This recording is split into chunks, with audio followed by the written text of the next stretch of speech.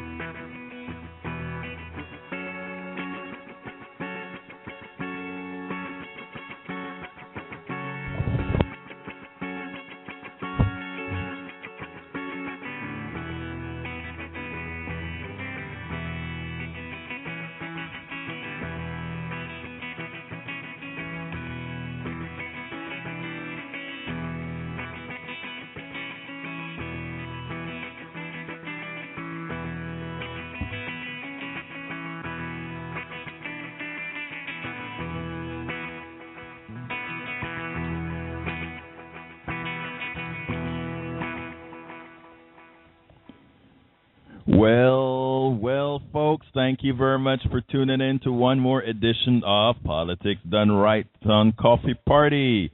I want to thank, first of all, before I even get started with the show, Greg Rusak last week for coming out and actually doing the show for me. I had a brunch where we had a candidate meetup that I had to go through. I had to go ahead and do my civic duties. Anyhow, thank you again, Greg Rusak. I hope you're listening. I see you're here. Thank you very much. That was a great show. Thank you for holding down the fort for me. So,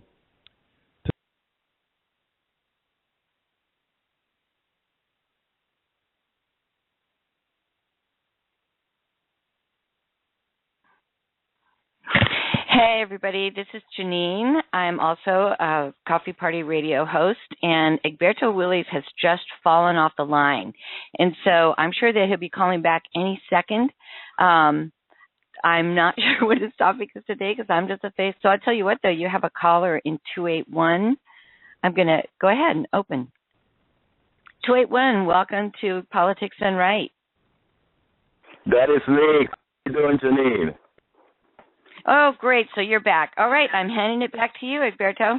Well, thank you for coming. I don't know what happened. This is about the third time that we've had actual communication type problems with good old Skyping through blog radio, but that's academic. How are you doing, Janine? Oh, I'm doing well. Looking forward to your show. And I'm also, I do want to point to the fact that I think Blog Talk's becoming very popular.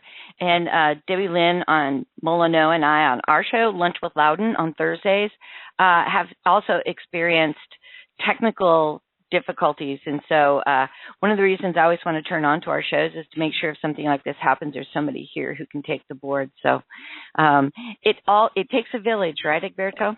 It takes a village, and working together, that's how we get things done around here. So we've been successful thus far, and we're moving forward. So I want to keep you on a bit longer, Janine, because what I want you, first of all, I'm going to put you on the spot on the air. Are you going to be doing the show on Monday night? And she's going to ask, what show?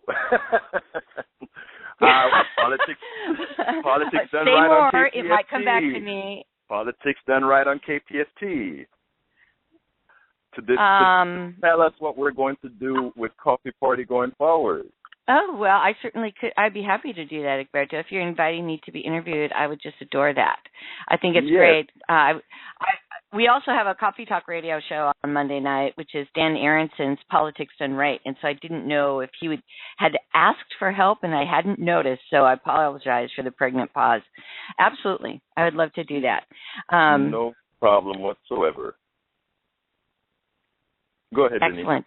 So I'm dying to know what your topic today is so that I can get totally engaged. Okay, actually the topic is threefold today. It's called Benghazi, the success of Obamacare, and our good friend in California, Mr. Donald, who has had that great statement that he made while talking to his girlfriend. But I don't want to talk to it from a specific point of view of some sort of a racist type story, but more of an engaging story of what people don't realize. So I wrote a blog to that effect earlier in the week, and I want to explore that probably later at the end if we can get to it. But the first thing I really want to talk about is what Fugelsang had to say yesterday on TV with regards to Benghazi. Did you see that at all, or did you see the blog that I wrote about that at all? I haven't seen your blog. Yeah. But there's been some amazing graphics out in the ether, as we like to say, or is it you who calls it the intertube? I think that's so charming.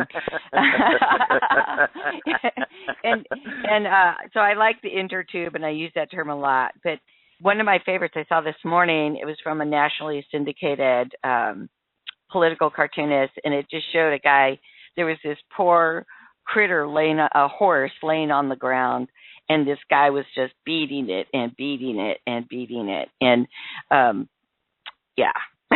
so it kind of, I know I remember that one because it sort of captured my notion.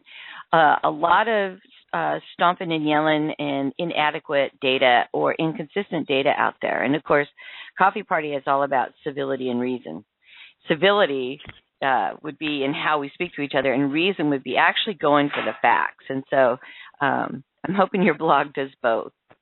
That is actually, that is what, I took it from a different sense, and that is one of the blogs that I'm going to read about it, because what we try to do with that story is to say, think about what really happened. Why is it such a big story now? I mean, he was having a private conversation and with somebody, and that came out, but this person had history. And not only did this person have history, he had the presence today of who he's dealing with, and somehow he couldn't break through the way he spoke. But I want to hit on Benghazi first. So the first blog that I have that, you know how the show goes, I start out with reading a particular blog, and the particular blog that I think I selected first, maybe if I can actually get to it, is something called Obamacare is the path to single-payer health care, because there's a report that came out today that's going to be mentioned. I mean, that came out this week that was mentioned in the report that is pretty prescient that people, I think, need to take heed of. But before I go there, folks, please do remember that this is a call-in show, and the telephone number to call in is 64. You know what is interesting? It came off of my screen, and I don't know the number. 646-929-2495. There you go, 646.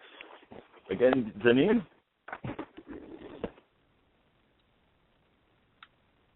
Anyhow. Are you there? Yes, I'm here. Good. So let's go ahead now with the blog as it goes. It's called Obamacare is the path to single-payer universal health care. And I would love to hear folks comment on this, either on the blog, the web page, or otherwise, and it goes as follows. During the healthcare debate in 2009, many progressives fought their hearts out for a single-payer healthcare system. They argued for at least a public option. This would have prevented an unnecessary for-profit insurance system from gouging Americans and strict regulation.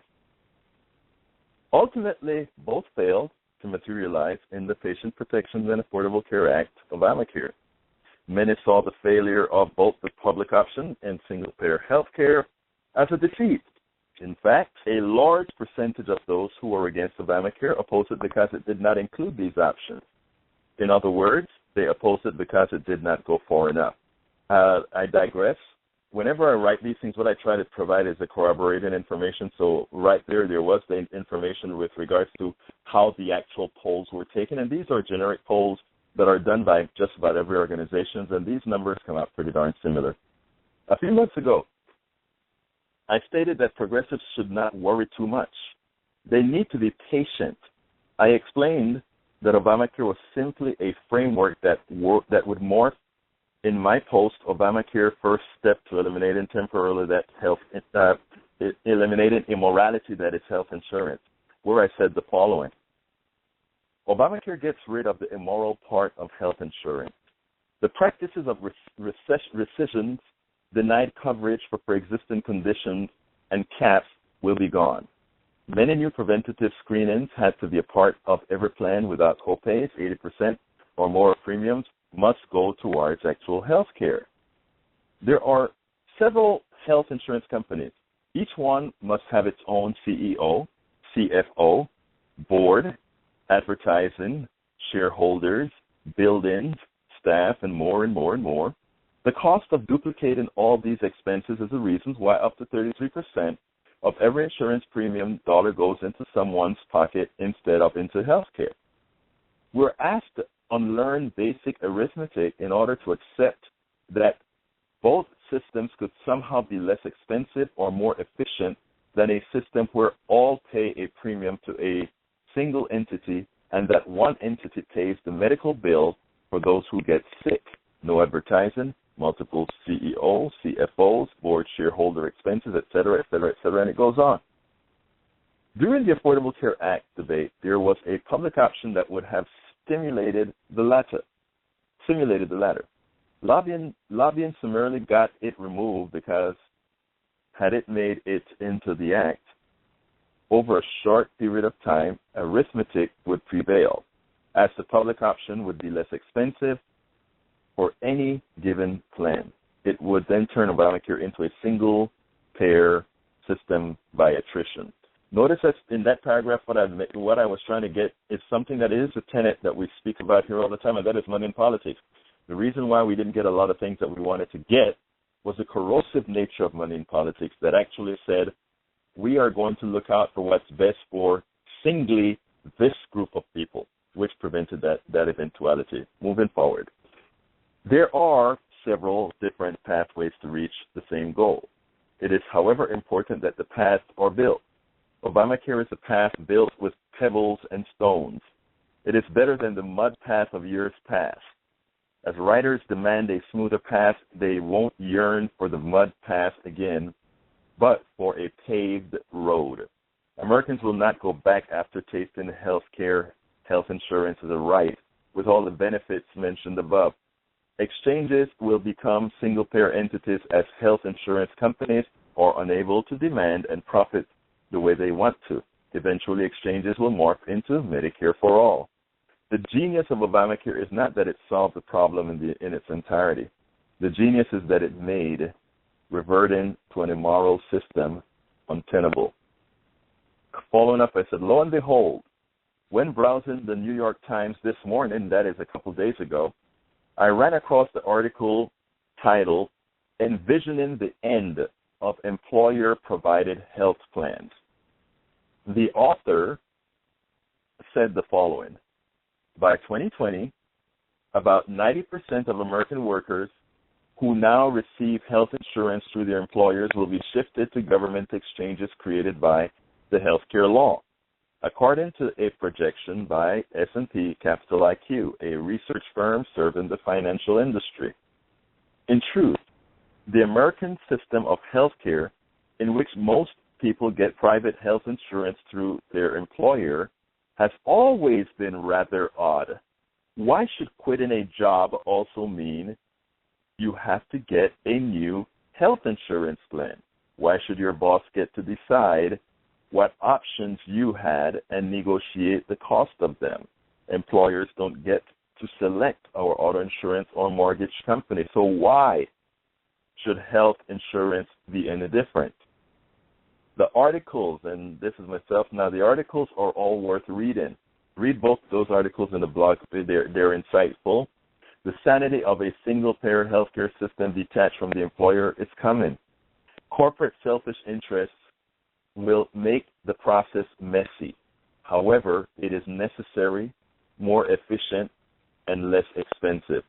After writing this article or this post, I got quite a bit of comments. I got a few on Coffee Party that were worth mentioning, but one of the most important ones came to at my site, and what the person said was, well, like, Berta, you misunderstood the article in the New York Times. The New York Times spoke nothing about single payers.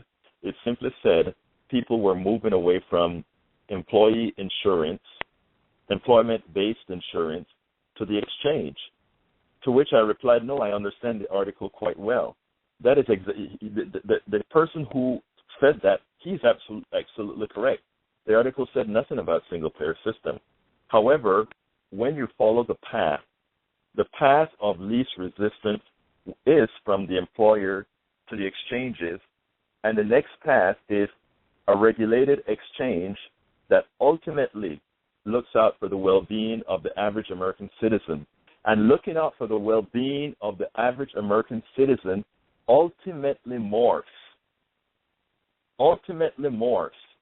into having the American citizen have better care, and not only better care, less expensive definition is the elimination or reduction of the role of health insurance companies. Think about that. The reduction of the role of health insurance companies. Folks, give me a call. That number is 646-929-2495. Again, that number is 646-929-2495. I want to stay on this subject a little bit longer before we move on to Benghazi. As you know, Benghazi was quite an event. I have a blog on that one as well, but I'd like to hear some of your comments, if at all possible, on what you think about the current healthcare system. 646-929-2495.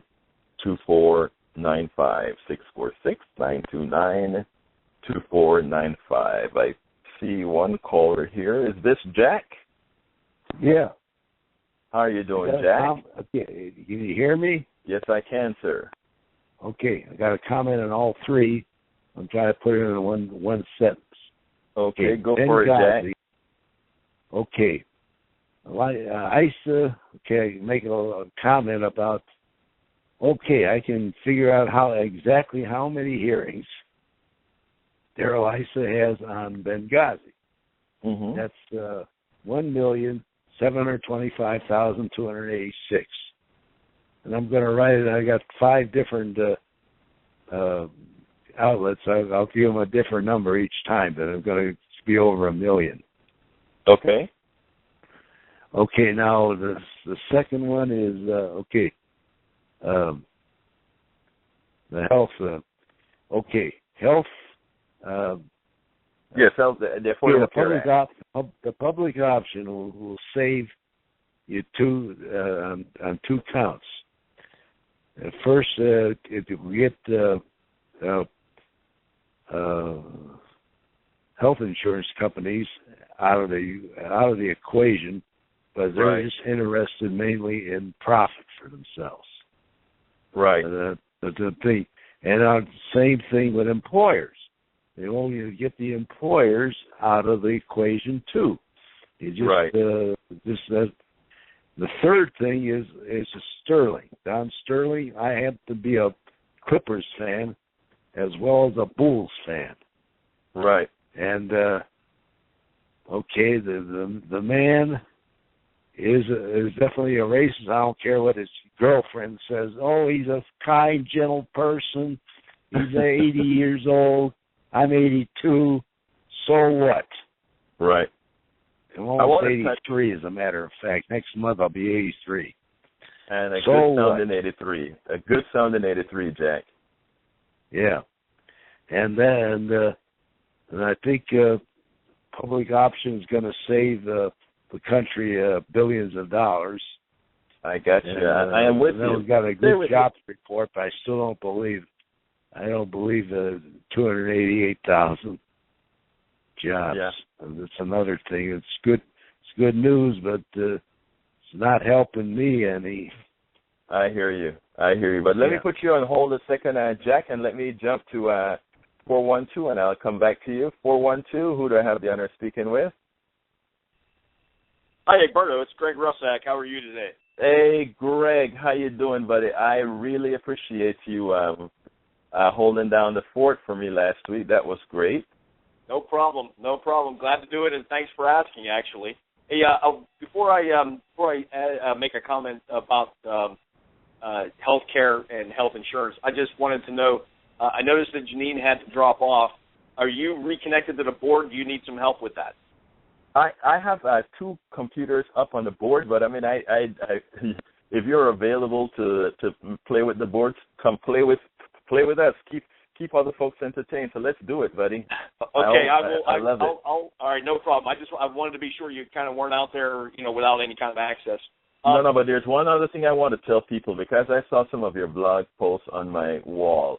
I want you to advertise your website, because, as you know, the policy here is that everybody has a voice, and I have a feeling that some voices have been a bit. So if you want, you can go ahead and advertise tell people about where they can hear your voice. Okay, sure. I have a blog page on WordPress. The URL is Did You Check First? It's one word. Did You Check First.wordpress.com. The name actually just comes from the sheer fact that, like all of us here, I'm interested in discussion of all kinds, and especially the idea of citing reputable sources of information to incorporate into that discussion. Because it's fine to have an opinion, it's better to know the facts. And that's kind of the tagline of my blog site. So I appreciate you giving me a chance to throw that out there, and I welcome any and all comers. I kind of have a bit of a civility rule of my own, but I'm perfectly fine having adult conversations with anyone, as long as it's civil and fact-based, and you can have differing opinions. That's perfectly fine with me. And let me tell you one other thing I want to mention, Greg, and this is to all our audience at large. I think it is important that we do this, and that we encourage folks to do exactly what you're saying, and that is go along. The Internet is a huge place. It's a big place with a whole lot of voices, and it's important to be well-rounded, that you go all over the place. I read Greg. I read, I read what's the conservative guy's blog post. I read them all, because I think it is important to help you form your opinions. But go ahead and tell me what you want to talk about, Greg. Well, and just to add to that too, I do the same thing at Burrow. I quote unquote like Breitbart on Facebook. Breitbart, that's who I meant. Yes. I kind of thought that's maybe who you were referring to, because that's a fairly well-known news source, we'll call it, that has a very distinct take on things. Right. And I will also add this, and another kind of a shout-out to the Coffee Party. I'm really proud to be a volunteer news curator for the Coffee Party, because it exposes me to lots of different kinds of information from lots of different places. And I want to encourage your listeners, both here today and those who will hear this later, that they should check out the Coffee Party, coffeepartyusa.com. Think about getting more involved, more activated, more active as a citizen, and expose yourself to more than just the sources of information that you seek out. Listen to what others are saying too. I think that's really important. I will be the first to admit I don't agree with everything that I see from all these other sources. But it's important to understand where someone else is coming from too. And not only that, if you know what other things are, and 210, I think that's my friend John in San Antonio. I'm coming to you next. It is also important, as you just mentioned, that not only you read that, but the reason you want to read other things is you want to know, have you ever listened to people talk and wonder, why are they saying those things?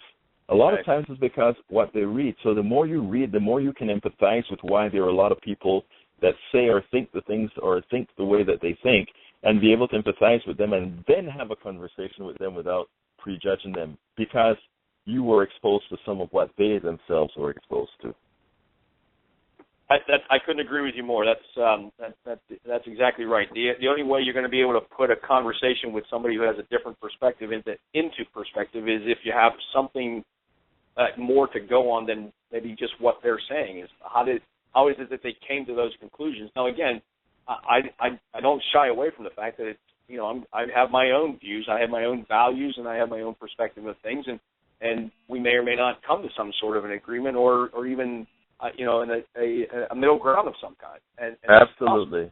That's possible, but that's not a reason not to have the conversation, and it's not absolutely. a reason not to stand on your own principles and your own beliefs about where things should go in terms of our governance, our society, Look, Greg, culture. we have to coexist, friend. We have to coexist, and if you're coexisting, it means that you're going to be living with a lot of people with different points of view. I'm keeping you hot, but I want to get John in here as well.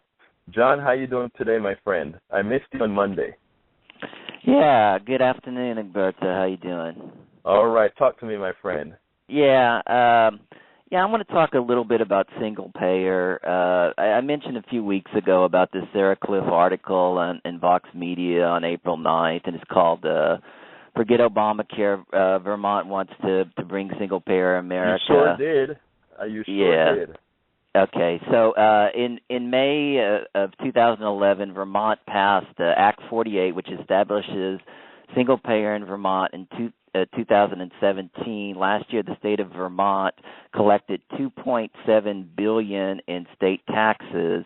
Different estimates say that it will cost between $1.6 billion to $2.2 billion in additional revenues for the single payer system to work.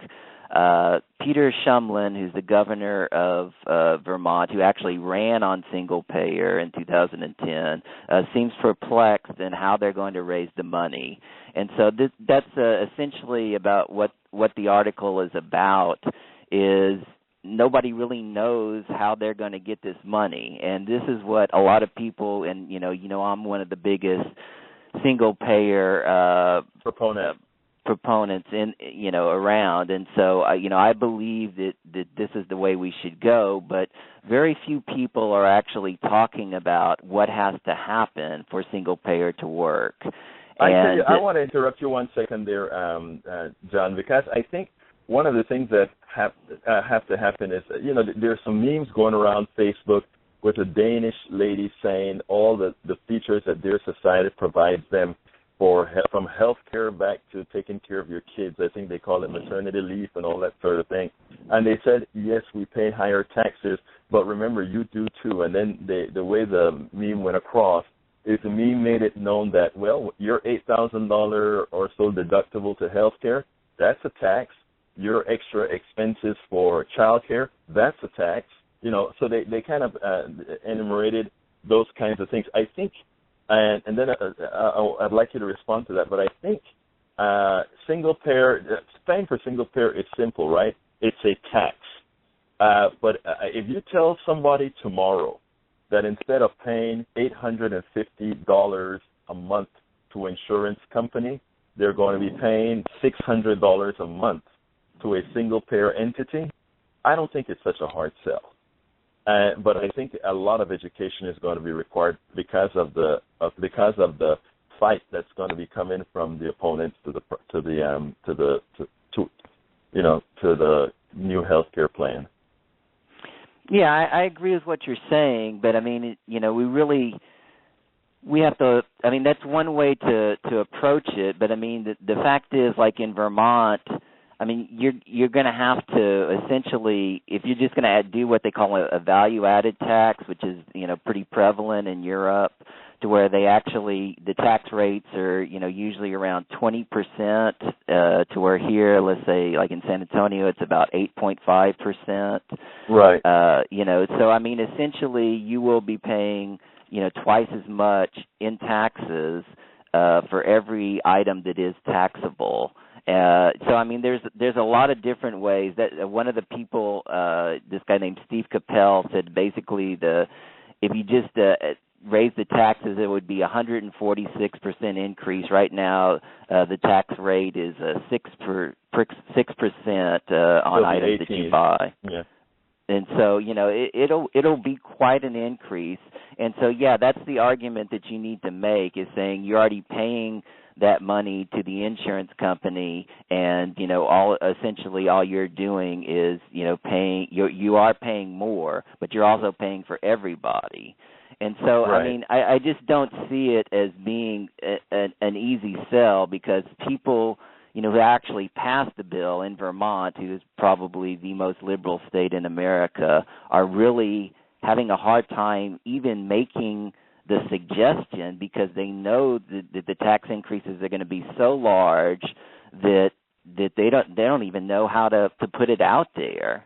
And so I'm just trying to give you more of a take on reality. No, but I want to put that into some perspective though, and let me give you why I hung on to the New York Times article so dramatically, because you remember what I said. The article said the New York Times article said people are migrating from healthcare from their business to the exchanges.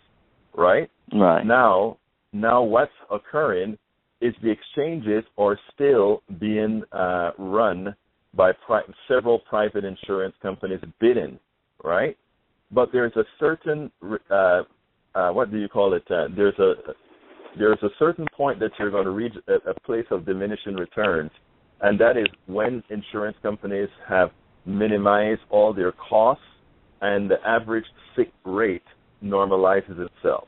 That is the point of where you cannot get prices any lower, at which point the only savings come from eliminating the insurance companies. But here's a catch. You said it perfectly. You said a person cannot you cannot raise taxes on people because of the way they think right now. But having people accept Obamacare as a middle line, here's what occurs then. Obamacare, over time, we are all migrated to the exchange, which, for all practical purposes, is still private. But guess what? What they don't really advertise as well. The Obamacare is really implemented as a progressive tax system. What does that mean? My family can afford to pay the $800 a month it costs for our insurance.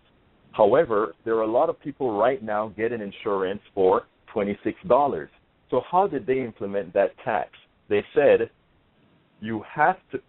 everybody has to be insured. You have to buy your own insurance, okay? And when everybody has to buy insurance and when everybody is getting that insurance from the exchange, what occurs behind the exchange is immaterial to the average American citizen. So if eventually you knock the insurance companies out and put in a single payer underneath the exchanges, as far as the customer is concerned, they are still paying for health care based on what they can afford. But in effect, it is still a single payer system. You see what I'm saying? So not really, but I mean, I do want to correct you. I want to say that this concept is important from the article that I wrote, though. This part is very important because your argument is very, very valid. In other words, the increase in taxes is a problem if people see it that way because of the way we think. It's a logical way of thinking that people don't have. So if you put an exchange as in software, we call it a level of abstraction. That's what we call it when you're developing software. A level of abstraction means if you get everybody into an exchange, that's what they know. They are paying for their health care through the exchanges. Those who can't afford it, that exchange is still there for them, but they get subsidies from the government, okay, which covers whatever the rate is. Whatever occurs behind that exchange, whether it's private insurance, government-provided insurance, or a single payer, whatever happens behind there, as far as the customer knows, which is the tax-paying citizen, all they see is the exchange.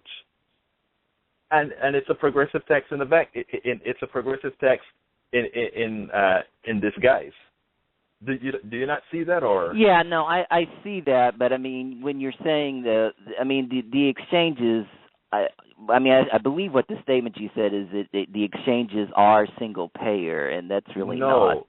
I'm not saying they're single payer. I'm saying America's vision toward what American sees, or every American is going to see. As this article says, when 90% of the people migrate to the exchanges, what they're going to see is whatever the exchange has to offer.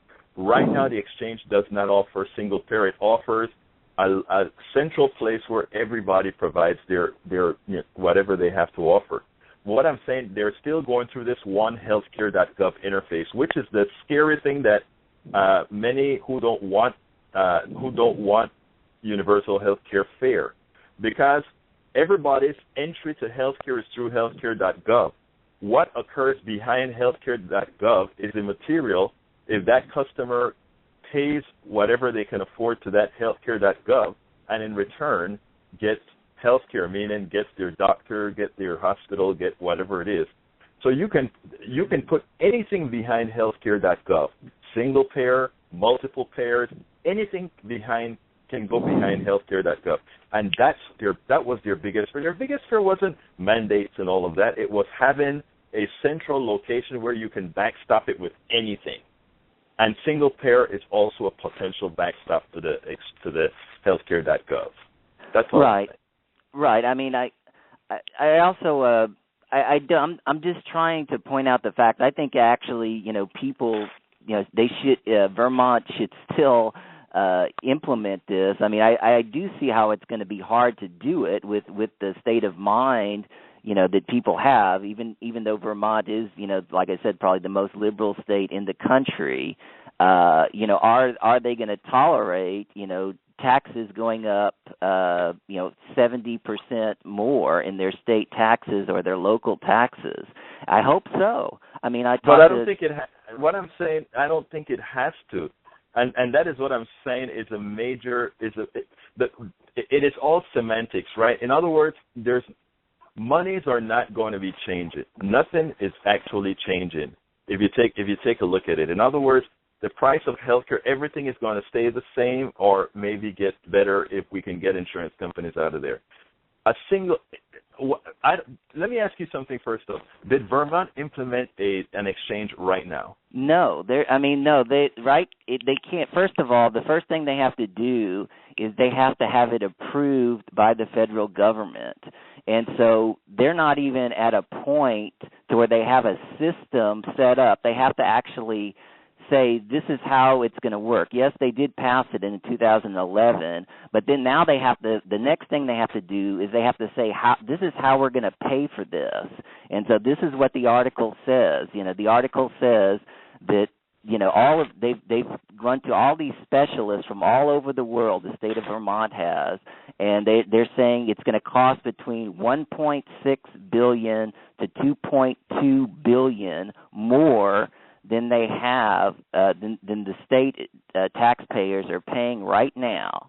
Okay, last year the total tax income for all of Vermont was $2.7 billion. That's for everything. So now they're going to need, like I said, it's about whatever. If it's 1.6, it's a little bit less, and if it's 2.2, I mean it's around between 50 and 70% more than the tax income they're getting now, and they're gonna completely blow up the system. They won't be a part of Obamacare. There will be a single payer system, and that will be it. I mean, everybody will have insurance if they're able to do this, if this gets approved, but right now, what they're running into this. How are they going to sell this to the people of Vermont, knowing that they're going to have all of these tax increases? That's the dilemma. I understand the concept of what you're saying, and I think, I mean, the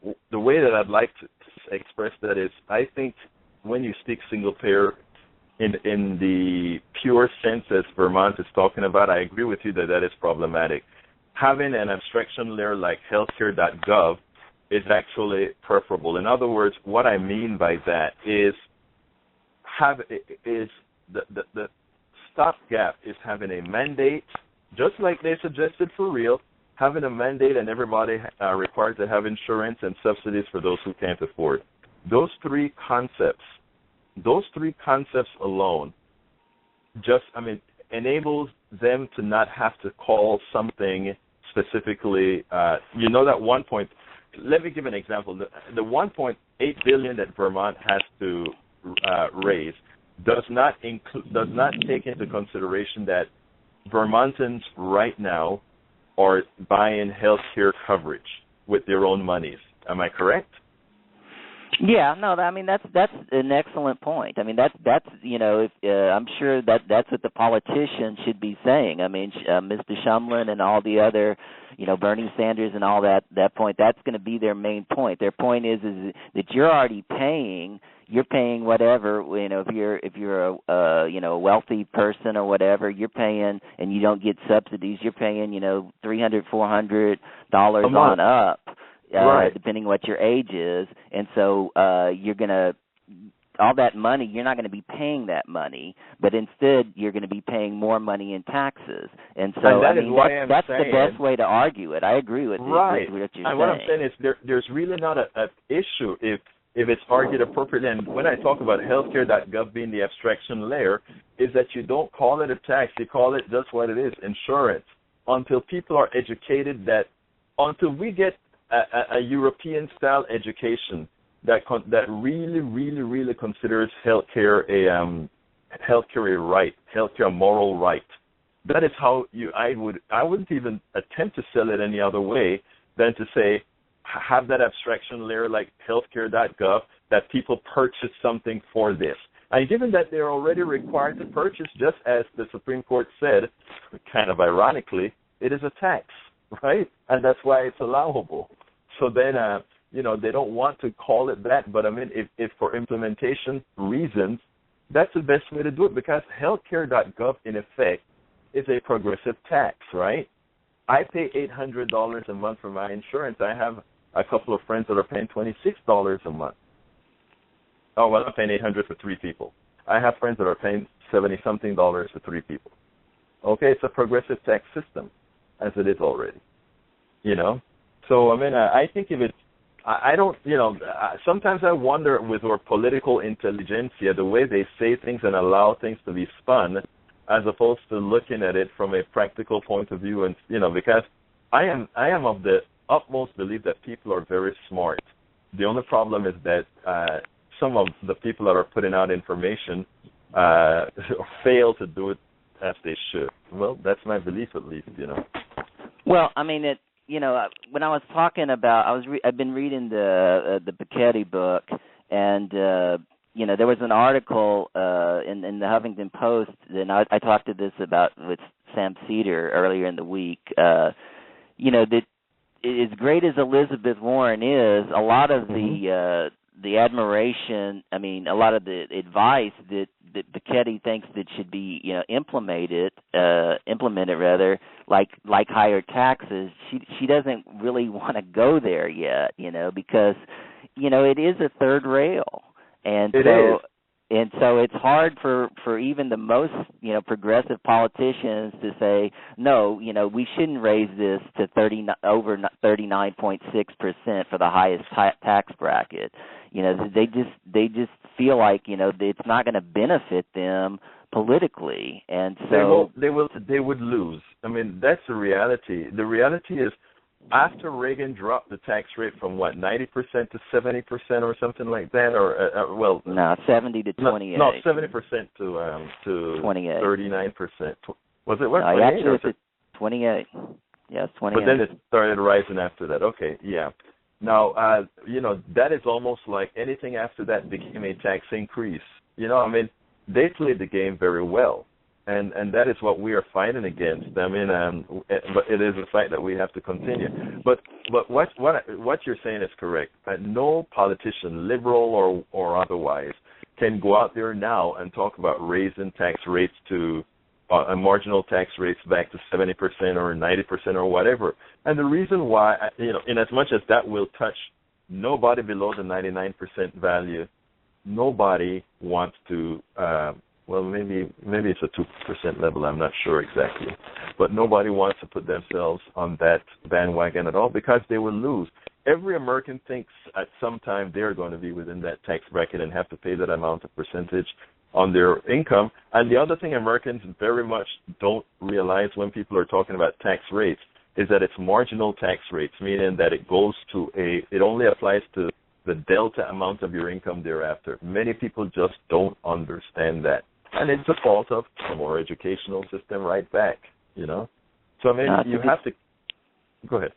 No, that's a good point. I mean, and there's I've talked about this before. There's a massive amount of tax phobia. People just want to look out for themselves and their immediate family. That's why I think there's so much resistance to the ACA.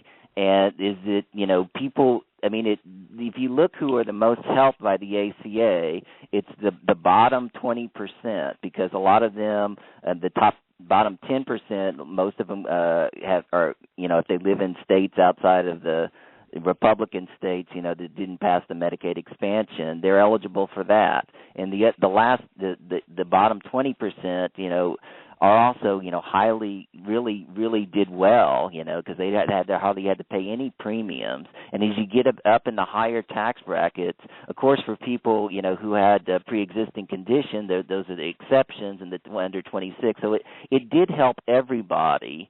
Yeah. But I mean, a lot of people who are, upper middle class, they feel like, and I think statistics back this up, that they're paying for other people's health care for poor people, and they don't see that as an asset. They don't see that as something that's good. They see that as something that's negative, to where I see that as something like, I'm helping my fellow man. I'm helping the person. It's not even only that, and again, what I always talk about is how we, how we are such poor communicators because of the following. That person that you said don't necessarily look at it as helping their fellow man. That same person, if they see somebody hit by a truck and that person doesn't have insurance, that person isn't going to say, let him die. That person is going to, that's the American way, is that person is going to want that guy to get some sort of help. That's the reality. There are very few, even those people on the right that you watch on TV sound very callous.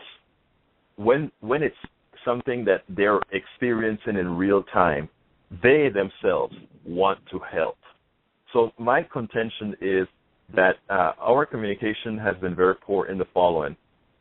If you take a look at that person that says, well, they don't want to help, the reality is all Obamacare did is made things honest, and you know that very well, John, because when that person goes to an emergency room or that person gets any kind of health care, that is reflected in the price all of us pay.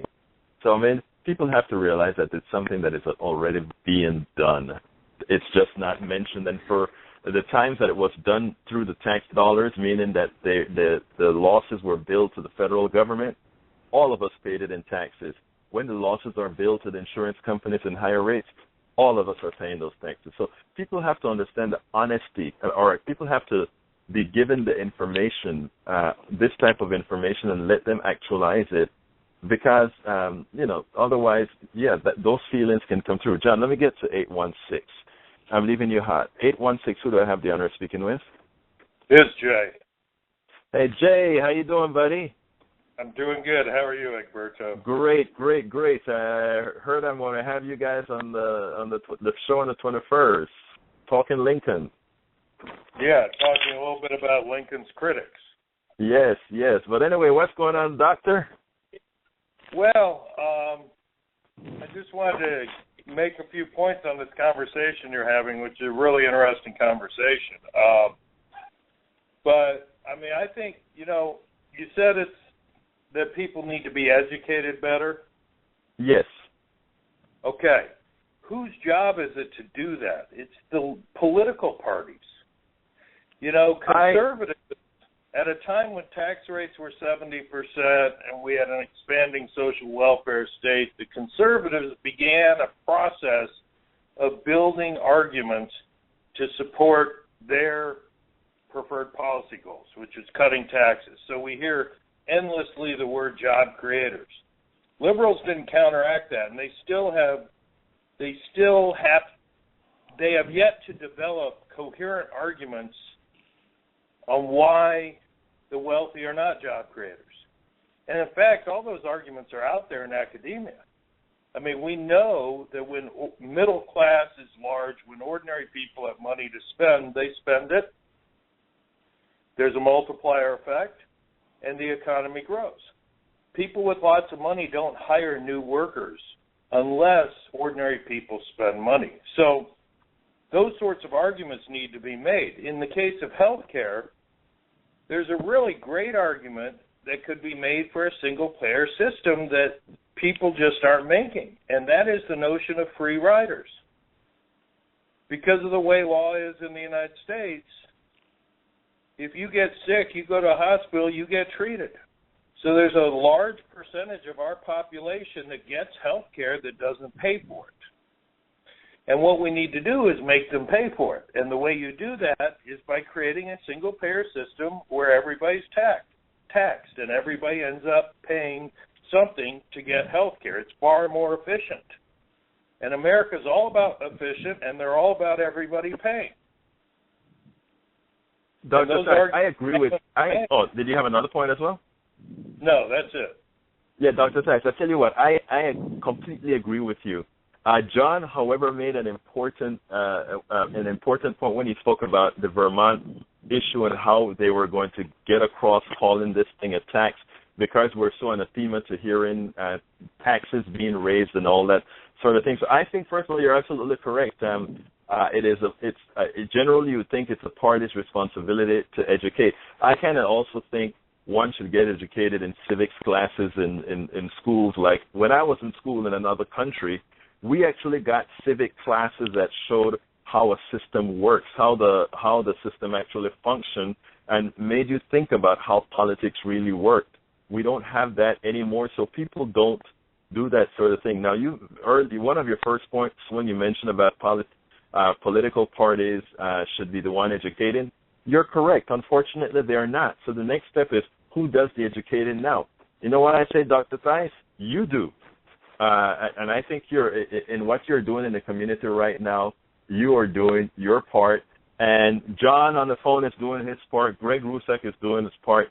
My contention is that we are far behind in getting all this information, in really being able to engage people, because of what started with what I know you remember the Powell Memo, how all these think tanks came about, the growth of all these think tanks with the Powell Memo growing into the Cato Institute and the foundation, the Heritage AEI, Foundation, Brookings, right? all So all these guys are out there funded to misinform. We are here doing it in a blog talk radio show, a Rotten Washington blog site, a politics done right site. We have to do things in a lot of different places, in my humble opinion. However, one of the things that I think we do have to fight about, and this is going to be off subject a little bit, but I bring it up in every discussion that I have, we really have to watch this net neutrality issue to ensure that we can continue doing what we're doing to try to build that grassroots from within. Because going under the radar is the tampering down of the internet that these guys would like to do, because that is the really our last vestige of freedom left, if we are really to be able to give out absolute, unbiased information. What do you think? Well, I agree. But you cannot win arguments when you make the arguments on their terms. Right. And that's Give me an example of Democratic that. Give me a good Party example of that. Give me an example of how. Paradigm, and it takes time and it takes work. Right. Right. Now, Doctor, I'd like to hear an example of how a lot of times we're making an argument on their terms. Well, there's not a Democratic politician out there that says the wealthy are not job creators. True. Right? No, I say that. You say that. John says that. But not Greg a says single that. elected official. Right. Not a single Democratic Party leader. That's their terms. Unless you challenge the fundamental concepts that they have, you're not going to win the intellectual debate. And it means you're going to lose. Right. I mean, think, Barry Goldwater was the predecessor of Ronald Reagan. He made essentially many of the same arguments that Reagan made. And he got creamed. Right. In the 64 election. Okay? It takes time to build those arguments and to get people thinking about them. Right. Okay? So But Democrats aren't willing to do that. They're not willing to go out there and run liberal candidates for 3 or 4 or 5 elections in a row knowing they're going to lose. Because they want the power. And they are willing to compromise their values or their supposed values in order to keep power, and it makes for ineffective governance when they get in. And it leaves people like you looking silly because you say if you elect Democrats these things are going to happen, and they don't. Well, actually, I don't necessarily stay on that particular argument. What I said is you try to elect the most valuable candidate, but that part is sort of beside the point, because I think at this point in our history, we have to try all means possible to actually save the working middle class. Right. By all means possible, because absent that, I know you read the paper last week about the America now being an oligarchy. America being what? An oligarchy. Yeah. Yeah. I mean, there's actually a paper. John, were you the one that mentioned that paper, John? Yeah, I mean, I've read it, and I saw the guys on Jon Stewart, and yeah, I mean, it's I agree to a certain point. I do think that there's, sometimes people do get overly pessimistic, and I think that can actually hurt people, and I know I'm guilty of that myself. But I mean, that can actually hurt turnout. I mean, so many people say, they're both the same thing. No, they're not both the same, parties. yeah. It says, why should I even vote if they're both corrupt? And so, I mean, I see what Dr. Theis is saying, and I do agree with it to a certain extent. But I mean, the fact is, it's very hard to be a liberal candidate in a southern state or a Midwestern state and even win a Democratic primary. I mean, unless you have unless somebody like a Lloyd Doggett or a Sheila Jackson Lee or somebody like that, who were the actual constituents, are liberal. And so, I mean, it's just really hard to do that. I mean, just because even Democrats are conservative, they don't want to go that far. And I hope that somehow, Elizabeth Warren and Piketty and people like that can change the mood and make people more realize that is the vision that should happen. I got to stop you right there, John, because we're only down to 1 minute and 30 seconds. So I'm going to ask Jack to give me 10 seconds. And Jack, just give me 10 seconds as a closeout, please. Yeah. Okay. I question how the heck are you going to raise taxes to pay for the public option. And we did not discuss Benghazi because of the dead horse. There you go, Jack. Okay, Greg, give me a quick 10 seconds. The administrative overhead in healthcare delivery systems in the United States today is at 30%. It's been documented by Harvard researchers. I put the link in the chat room. 30% Thank you very much. of our healthcare costs go to private insurers. That can change. Thank you, Greg. Throw that on my web page if you have the time to, my dear friend. John, give me 10 seconds. It has to be 10. I think it's been a good week. People should look at the ACA and like this guy Dean Angston out of Philly, whose life was saved by his friend who signed him up for the ACA. He has a heart procedure, and he's alive right now because of the ACA. So thank you very much, John. That was a great article on Daily Kos. Jay, give me 10 seconds. Let me just say, you start raising taxes in the places where people support raising taxes. Over 70% of Americans support taking the cap off Social Security, including every demographic group. We can raise those taxes. Americans have realized raising taxes. I got 10 seconds, Jay. Thank you very much, guys, for being one more part of Politics Done Right. See you next week. Remember, coffeepartyusa.com.